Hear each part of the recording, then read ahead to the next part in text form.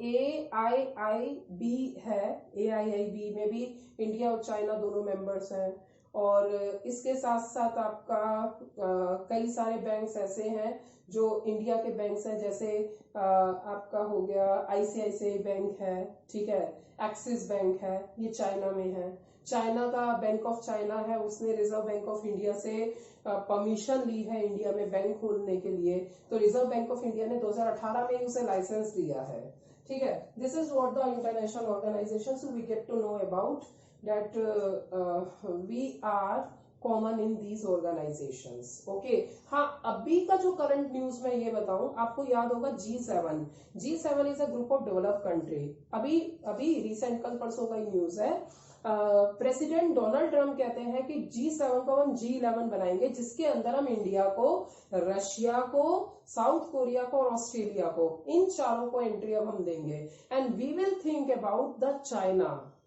तो एक तरह से ये बात भी अब बोली गई है, मीन्स ये इंडिया के लिए बहुत पॉजिटिव पॉइंट है कि डोनाल्ड ट्रंप ने कहा है कि India should also take the active participation in this, क्योंकि चाइना इंडिया के पास है, तो ये एक तरह से अच्छी बात है, ठीक है।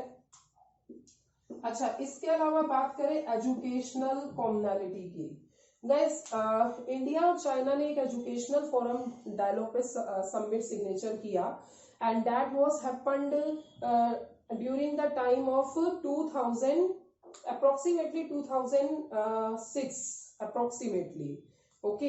तो इसके अंदर क्या है कि जो इंडियन मेडिकल स्टूडेंट्स हैं जो MBBS करते हैं वो चाइना में जा रहे हैं, और चाइना के भी कई हैं जो इंडियन यूनिवर्सिटी में पढ़ते हैं, चाइना के USA में भी पढ़ते हैं। तो मतलब ये है कि डायस्पोरा प्रोस्पेक्ट से बात करें तो डायस्पोरा किसी भी कंट्री के लिए सबसे ज्यादा इंपॉर्टेंट होता है, ठीक है। और डायस्पोरा कैसे बनता है, डायस्पोरा या तो एजुकेशनल प्रोस्पेक्ट से बनता है, या डायस्पोरा आपका वहां पे सेटल होने के प्रोस्पेक्ट से बनता है, या फिर घूमने के पर्पस से, या कुछ टाइम जॉब करने के पर्पस से बनता है। तो डायस्पोरा देखा जाए तो एक तरह से हमारा सॉफ्ट डिप्लोमेसी के लिए इंपॉर्टेंट है, तो एक तरह से हम ये कह सकते हैं इंटरनेशनल रिलेशन में soft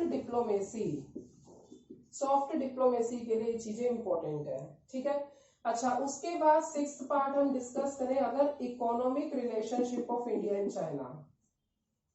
guys, economic relationship India और चाइना का जो ट्रेड हुआ वो 2008 से स्टार्ट हुआ है।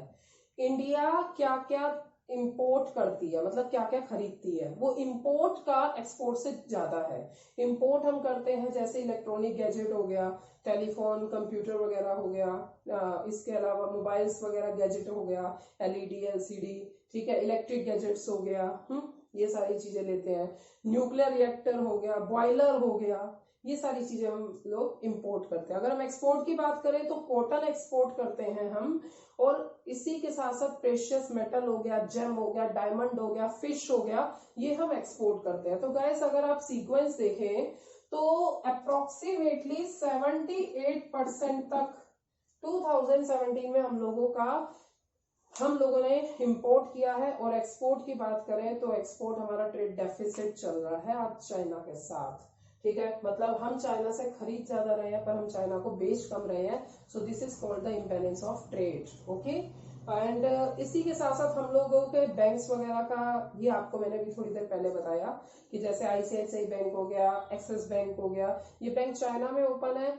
चाइना का जो बैंक है, बैंक ऑफ चाइना, उसको रिजर्व बैंक ऑफ इंडिया ने 2018 में लाइसेंस दिया है, ठीक है। तो गाइस, इसके बाद now the 7th is OBOR, which is most important, ठीक है। ओबोर है क्या, ध्यान से सुनना, ये इंपॉर्टेंट सेक्शन है। वन बेल्ट वन रोड, आप लोगों ने कई बार न्यूज में सुना होगा स्ट्रिंग ऑफ पर्ल्स, मोतियों की माला, ठीक है। और वन बेल्ट वन रोड क्या है भाई, चाइना ने ये जो यूरोप एरिया ना, क्योंकि यूरोप में ट्रेड मोनोपोली किसकी है, USA की है। अब चाइना चाहता है कि यूरोप में ट्रेड मोनोपोली USA की खत्म हो जाए, वहां भी चाइना की मोनोपोली हो, मतलब कहाँ चाइना और कहाँ यूरोप, तो वो यूरोप में भी अपनी ट्रेड मोनोपोली चाहता है। और ट्रेड मोनोपोली कैसे चाहता है, एक तो लैंड रूट से चाहता है और एक सी रूट से चाहता है। तो लैंड रूट और सी रूट को कहते हैं सी मैरीटाइम रूट, ठीक है। लैंड रूट कैसा है, ये आपका चाइना है, पाकिस्तान से होते हुए आपका यूरेशिया से कनेक्ट होगा। यूरेशिया क्या है? यूरोप प्लस ईस्ट एशिया का पार्ट। ओके, अगर मैं सी की बात करूं तो आपका साउथ चाइना सी से लेके आपका ईस्टर्न पार्ट की तरफ, सॉरी वेस्टर्न पार्ट की तरफ कनेक्ट करता है, पैसिफिक ओशियन की तरफ। तो गाइस मोटी मोटी बात ये है, देखो यहाँ पे तो मैं आपको एक जिस्ट टाइप का दे रही हूँ, बाकी और ज्यादा डिटेल हम लोग क्लास में बताते हैं, ठीक है। तो यहाँ पे एक आपको ऐसा समरी सा इसलिए दे रही हूँ जैसे जो भी नया बच्चा है, सो द नया बच्चा can know to understand that how to study with a multi dimension prospect. एक चीज और मैं बताऊंगी, ठीक है। ओबोर समझ में आ गया आपको? ओबोर का मतलब वन बेल्ट वन रोड, मतलब लैंड रूट बना दिया यहाँ से और यहाँ से सी रूट बना दिया, बन गई ना मोतियों की माला, स्ट्रिंग ऑफ पर्ल्स, ठीक है। इस तरीके से बताओ चाइना अपना व्यापार यूरेशिया की तरफ, मतलब जो सेंट्रल एशिया है उस पार्ट की तरफ अपना व्यापार करेगा, जहां जबकि उस पार्ट पर आपका यूएसए और रशिया, इन लोगों का ट्रेड ज्यादा है। अच्छा, अब 8th बात करें तो love affair with Pakistan, Pakistan और चाइना का प्यार मोहब्बत, ठीक है भाई। इनका प्यार मोहब्बत की बात की जाए तो इनका प्यार मोहब्बत समुद्र से गहरा, ठीक है, माउंट एवरेस्ट की चोटी से ऊंचा और शहद से मीठा है। It is deeper than the ocean, higher than the mountain and sweeter than the honey. तो मतलब प्यार मोहब्बत ऊपर से ऊपर है, तो इनके प्यार मोहब्बत के बीच में कोई नहीं आ सकता है। और इनका प्यार मोहब्बत चलता है सीपीईसी के द्वारा। सीपीईसी क्या है? That is China Pakistan economic corridor. तो चाइना पाकिस्तान इकोनॉमिक कॉरिडोर क्या है भाई साहब? यहाँ पाकिस्तान में अपना जो चाइना है वो अपना ऐसा रोड बना रहा है, मतलब ऐसा पूरा रोड कह रही, सॉरी, पूरा का पूरा इकोनॉमिक कॉरिडोर बना रहा है जिससे कि पूरा वो ट्रेड ईस्टर्न साइड पे कर सकता है। और यहाँ पे डिप्लोमेसी देखो भाई, इंडिया के लिए अफगानिस्तान इंपॉर्टेंट पड़ जाता है क्योंकि इंडिया के पड़ोस में है पाकिस्तान, और पाकिस्तान चाइना का मतलब एक तरह से हीर रांझे का प्यार है, ठीक है। तो अब इंडिया के लिए अफगानिस्तान इंपॉर्टेंट है, इंडिया अफगानिस्तान से रास्ता निकालता है, क्योंकि पाकिस्तान अगर बंद कर दे तो भाई हम लोग कैसे जाएंगे ईस्टर्न पार्ट पे? क्या हम लोग अफ्रीका के पार्ट से लेके ईरान की तरफ जाएंगे? तब तो भाई जन्मों लग जाएंगे, इतना तो ट्रेड का एक्सपेंस हो जाएगा जितना आप लोग क्या खाएंगे और क्या बेचेंगे और क्या बचाएंगे। तो इंडिया को तो भाई इसमें बिल्कुल भी फायदा नहीं है।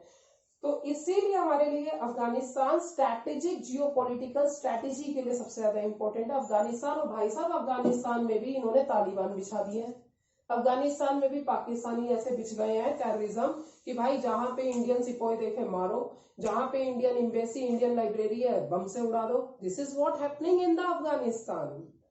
तो गाइस इसीलिए इंडियन गवर्नमेंट अफगानिस्तान के साथ प्यार मोहब्बत बनाने के लिए अफगानी स्टूडेंट्स को यहाँ पे एक तरह से सब्सिडी भी देती है, एजुकेशन वगैरह में भी फायदा देती है। सो गाइस ओवरऑल में अगर इसको पूरा कंपाइल करूं, this is how the Indo China relationship we can compile with the cultural similarities, the historical background which I talk about the after independence to till 2020, the border dispute of Aksai Chin, Arunachal Pradesh and Doklam, okay, international organization similarity, SCO and BRICS, educational, that is uses as a diaspora as well as soft diplomacy. The economic relationship was started from the 2018 to 2008 to till date, and how the economic relationship was good, that we are going to be in a trade deficit, which we are giving the most we are doing what, हम China की economy को बढ़ाते जा रहे हैं। Okay, OBOR, one belt one road initiative, the land of sea, and the last one is love affair of China and Pakistan, CPEC. This is what, अब आपके mains के पेपर में आएगा कि guys as the India and China they both are in contentious relationship from nowadays, give your comment and critically analyze the India and China relationship. तो guys अब आपको ऐसे एस्पेक्ट से बात करनी है, अब आपको एक एक लाइन वो वाली नहीं लिखनी है कि जो न्यूज़पेपर में कल जी जिनपिंग ने क्या कहा, मतलब प्रधानमंत्री मोदी ने क्या कहा, वैसे नहीं। बच्चा न्यूज़पेपर में वैसे पढ़ता है, पर हम जब आंसर राइटिंग की बात करते हैं we have to make the multi dimension answer writing. Okay, so this is what I cover the Indo China relationship. Guys I hope आप लोगों को ये वीडियो पसंद आई होगी, ठीक है। प्लीज गाइज कमेंट करिएगा। Thank you so much.